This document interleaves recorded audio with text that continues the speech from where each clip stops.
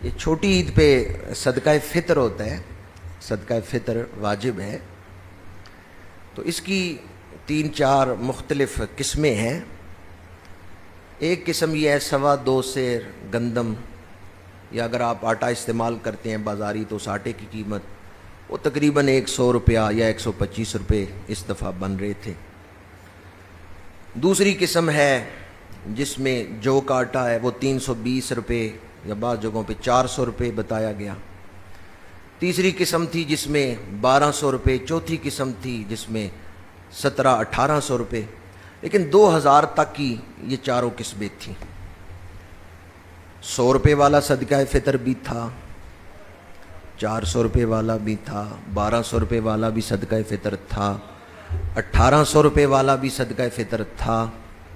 میں آپ میں سے کسی کے ہاتھ نہیں کھڑے کروا رہا، صرف دعوت فکر دے رہا ہوں کہ اللہ کے لیے عمل کرنے کا مطلب کیا ہے۔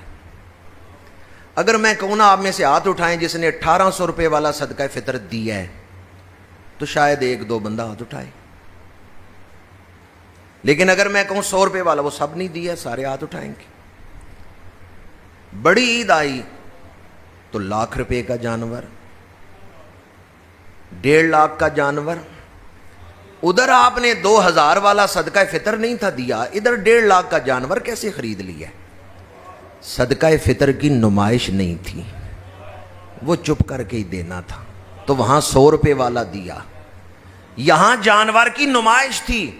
میرے چچا زاد نے بھی لیا، میں نے بھی لیا، میرا جانور اس سے بڑا ہونا چاہیے، تو یہاں ہم 1,00,000 روپیہ خرچ کرنے کو تیار ہو گئے۔ اگر یہ صورتحال ہے پھر للہیت نہیں، چونکہ صدقہ فطر میں نمائش نہیں، وہ تو چپ کر کے ہی دینا تھا۔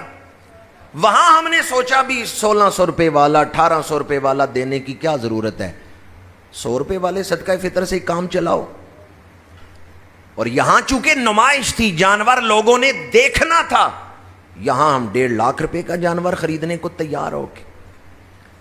للہیت کس چیز کا نام ہے؟ انسان خود فریبی میں مبتلا، اپنے آپ کو ہی فریب دے رہا ہے کہ جی میں اللہ کی رضا کے لیے کر رہا ہوں، اللہ کی رضا کے لیے، کسی سے تعریف سننے کی خاطر کہ لوگ تعریف کریں گے، نہیں، تعریف سننی ہے پر فرشتوں سے سننی ہے، تعریف سننی ہے پر رب سے سننی ہے۔ اللہ خوش ہو کے تعریف کرے، میرے بندے نے میرے لیے مال خرچ کیا۔ ایک تعریف ہے بندوں کی، جو بندے آج تعریف کر رہے ہیں یہ کل آپ کی تعریف نہیں کریں گے، مذمت کریں گے، اس لیے بندوں کی تعریف کا کیا ہے؟ تعریف سننے کی خواہش رکھیں، پر کس سے؟ اللہ سے، اللہ کے فرشتوں سے۔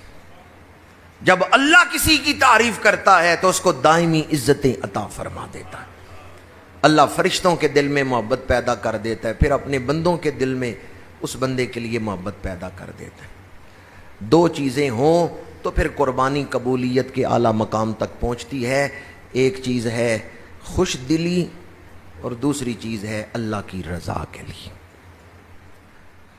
جہاں تک قربانی کے